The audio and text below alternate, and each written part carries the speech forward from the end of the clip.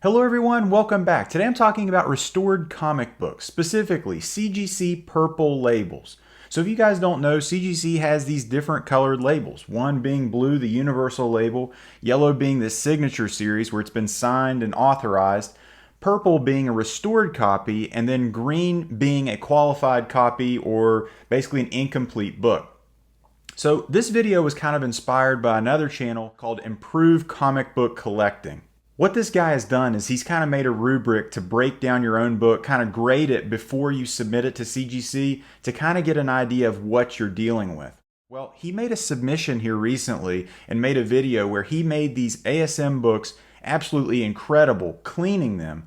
And they all came back purple labels with the explanation of why they were restored as cleaning. I was like, what the hell is going on here?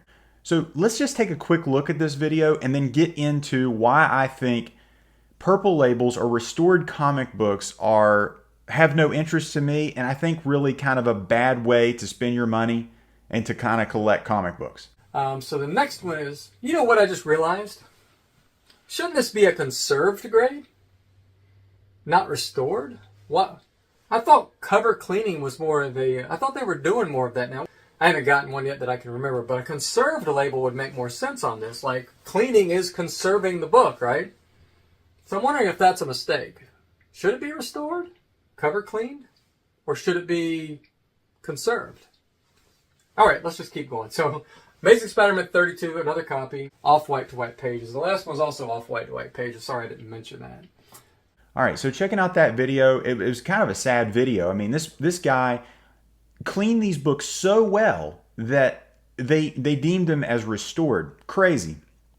So let's kind of take a look at CGC's site as to what exactly a purple label is, because to be honest with you, I needed to kind of refresh myself on how they grade these books, why they're considered restored. Let's take a look at this.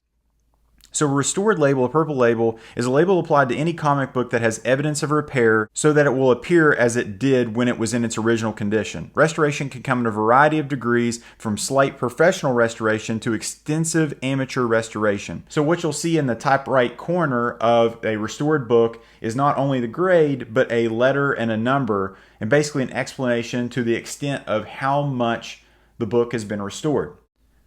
So kind of a breakdown of the restoration grading scale. It is based on a quality or aesthetic scale from an A to a C, A being excellent, B being fine, C being poor. And that basically just is speaking to the quality of how the book was restored. And then it's based on a quantity scale from a 1 to 5 scale, meaning slight to extensive. So an A3 would be an example of a well-restored book, excellent restored book, with a moderate amount of restoration. So let's get into the meat and potatoes of this video. Purple labels of a book, so if we compare two books side by side, an AF-15 5.0 restored, and it's had trimming, it's had leaf casting, it's had replaced staples, it's had color touch. It's basically trying to restore that book to what it looked like when it was on the newsstand in 1960 whatever, as opposed to a 2.0 or a 1.8 AF-15 with no restoration, no color touch, no leaf casting, no trimming, in its original state, how it was bought, and it's existed to this point. Now, I'm not talking about cleaning, I'm not talking about pressing. I don't consider that restoration. What I do consider restoration is those color touch, where they're altering the color of the book. They're trimming a book to make it to get that Marvel chipping off, things like that. I think this is, I mean, I know there's guys that collect this. This has no interest to me whatsoever. I do not want any of my comic books altered in any way.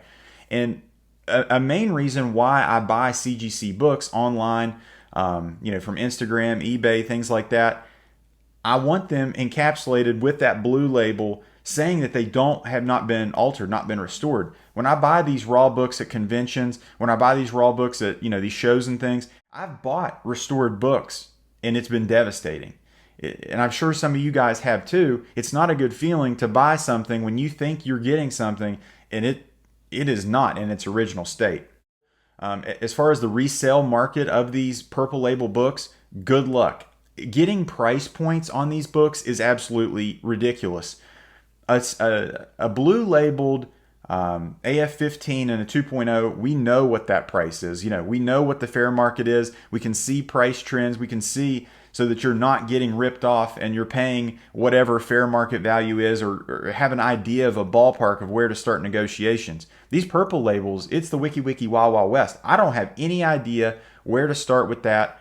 And it's just kind of terrifying if you're spending that kind of money, $15,000, $20,000 for a book that's been restored, but then you have no idea what its true value is. I have two CGC Signature Series books. First appearance of Gamora and first appearance of Deathstroke. Even these books I don't like collecting. Here's why. I have no emotional attachment to either of these signatures that took place. Whether that be George Perez with the Teen Titans, or whether that be Jim Starlin with the Strange Tales book. I don't have any connection to either of these signatures. I wasn't there. I didn't meet those the writers and the artists. I didn't meet these people. These signatures mean nothing to me. I honestly wish they were Blue Label. And another thing is, I don't know what the value of these books are in comparison to their Blue Label counterpart. Are they of equal value? Are they less value? I mean, you would assume that they're more valuable, but I don't know. You don't know how to evaluate that. And because I don't have any sentimental attachment to this, you know, I just have a signature on a book that I'm assuming George Perez signed, rest in peace, but before he passed. I have that. You know, taking your book to a convention and meeting your favorite artist and writer, I mean, and having them sign it right in front of you, that's meaningful. That's like a core memory. What I have here is just, I don't know. It's a scribble on a comic book. And as far as the green label, the qualified, big examples of this are the Hulk 181 with the missing Marvel value stamp that's been cut out and collected by somebody back in the 70s. And then other classic example is ASM 238 with the missing tattoos insert. Those are very common green label books, and as well as like Batman 181 with the missing centerfold by Infantino in that first appearance of Poison Ivy. Those are like the first examples of green label books, green label books that come to my mind. I have no interest in collecting those green label CGC books at all, because that's, even in my mind, that is the lowest version of the book. The green label being the lowest, the purple label being next, and then, you know, the blue and the yellow label depending on who it's signed by and, you know, what that means to you. I know a lot of you are probably thinking, what about Golden Age comic books? What about these books that are absolutely in tatters? Trying to bring them back to life with restoration and getting that purple label. You know, I know there's a market for it. I realize that. But to me, I'd rather have a 0.5 than a 5.0 in that blue label as opposed to a purple label. I'm a purist in that form. I don't like restoration.